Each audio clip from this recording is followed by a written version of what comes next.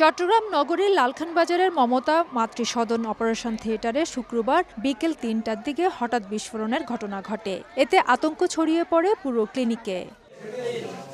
রোগীর স্বজন ও কর্মচারীরা জানান, ক্লিনিকের অপারেশন থিয়েটারের ১ নম্বর কক্ষে অক্সিজেন সিলিন্ডারের লিকেজ থেকে বিস্ফোরণ ঘটে। এতে সিলিন্ডারের আশপাশে থাকা গজ ব্যান্ডেজে আগুন ধরে যায়। তাৎক্ষণিকভাবে ক্লিনিকে থাকা অগ্নি নির্বাপক যন্ত্র দিয়ে আগুন নেভানোর চেষ্টা করেন কর্মচারীরা।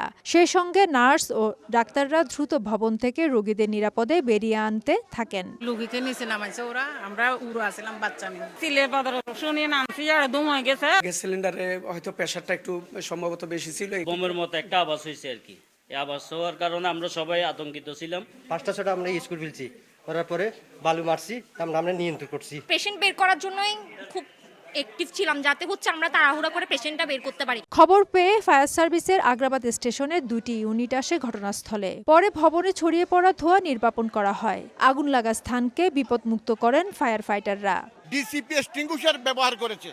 এটার সাথে অক্সিজেন মিক্স হয়ে পুরো নিচের জায়গাটা অন্ধকার হয়ে গেছে। বর্তমানে পুরো বিল্ডিং এর মধ্যে কোনো রোগী নাই এবং পুরো বিল্ডিংটা আতঙ্কমুক্ত। অক্সিজেন সিলিন্ডারের যে মেন বাল্বটা আছে, ওই বাল্বটা লিকেজ হয়েছে, ওভারহিট হয়ে এটা লিকেজ হয়ে এখান থেকে অগ্নিকাণ্ডের সূত্রপাতটা ঘটেছে। ভিতরে এখন কোনো আগুনের কোনো আলামত, স্মোকের তেমন কোনো আলামত নাই। পরে ক্লিনিকে থাকা ৩৫ জন রোগীকে অ্যাম্বুলেন্সে করে চট্টগ্রাম মেডিকেল কলেজ হাসপাতালে স্থানান্তর করা হয়।